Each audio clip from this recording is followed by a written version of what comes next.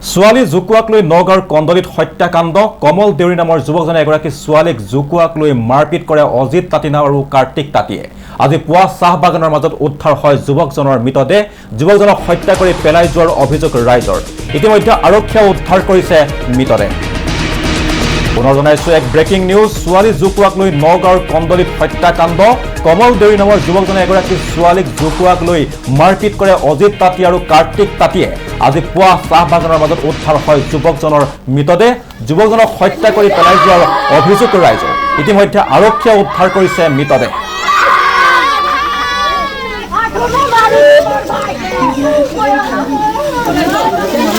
এইটো এনেকৈ হাকুটা লগাই কোনোবাই টানি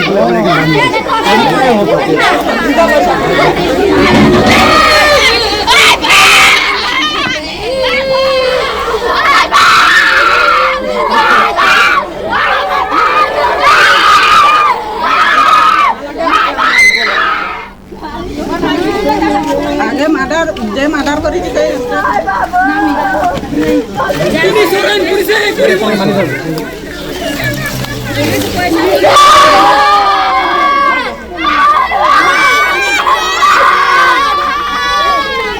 আৰু নগাঁৱৰ কন্দলিত এক হত্যাকাণ্ডৰ ঘটনা সংঘটিত হৈছে ছোৱালী জুকুৱাক লৈ নগাঁৱৰ কন্দলিত এই হত্যাকাণ্ড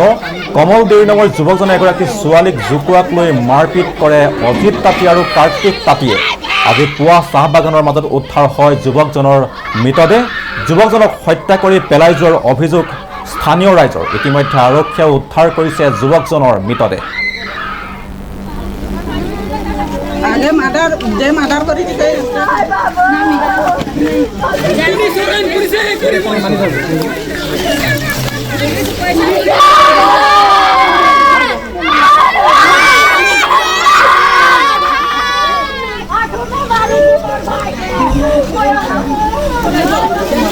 এইটো এনেকৈ হাকুটা লগাই কোনোবাই টানি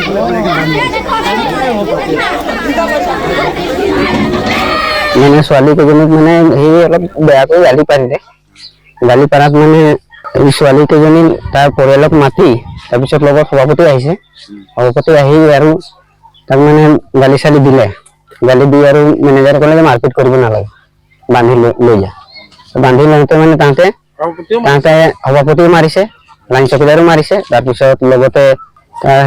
পৰিয়ালকেইটাও আছে লগত মাথা চাথা ফালি দিলে তাৰ এইটোতো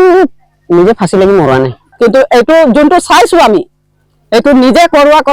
কাম নহয় এইটো সিহঁতৰ গ্ৰুপ মিলি মানে এইটো কাম কৰিহে তেওঁক এইটো লগাই থৈছে ইয়াত সেইটো হ'ল কাৰ্তিক তাঁতী আৰু যোনে মাৰিছিলে হ'ল ৰঞ্জিত তাঁতী আৰু তৰণী তাঁতী তৰণী মল্লিক তাৰ পাছত আছিলে মন্টু তাঁতী সিহঁতে কেইজনে মাৰপিট কৰিছিলে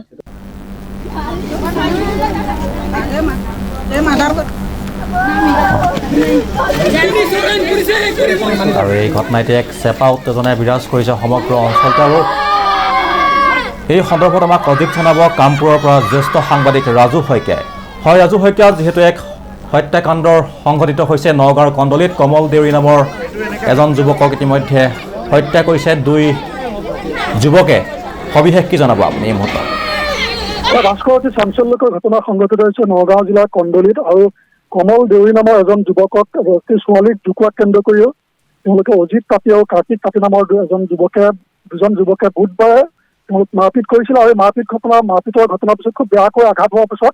সেই সমগ্ৰ ঘটনাটো চাহ বাগানৰ যি মেনেজাৰ আছিল সেই মেনেজাৰে হস্তক্ষেপ কৰিছিল আৰু সমগ্ৰ বিষয়টো মীমাংসা মাজলৈ আনিছিল আৰু তেওঁলোকক কৈছিল যে আপোনালোকে চিকিৎসা কৰিব লাগে যুৱকজনক ঘৰত চন্দ্ৰাই দিব লাগে আৰু ইতিমধ্যে সেই মীমাংসা হোৱাৰ পাছত তেওঁলোকে চিকিৎসা প্ৰদান কৰিছিল চিকিৎসা প্ৰদান কৰাৰ পাছত চিকিৎসালয়ৰ পৰা যুৱকজন সন্ধানহীন হৈছিল বুধবাৰৰ পৰা যুৱকজন সন্ধানহীন হৈ আছিল আৰু আজি চাহ বাগানৰ কন্দলি চাহ বাগানৰ মাজত যুৱকজনৰ মৃতদেহ উদ্ধাৰ হোৱা ঘটনা সমগ্ৰ অঞ্চলত চাঞ্চল্য সৃষ্টি কৰিছে আৰু এক ভয়ানক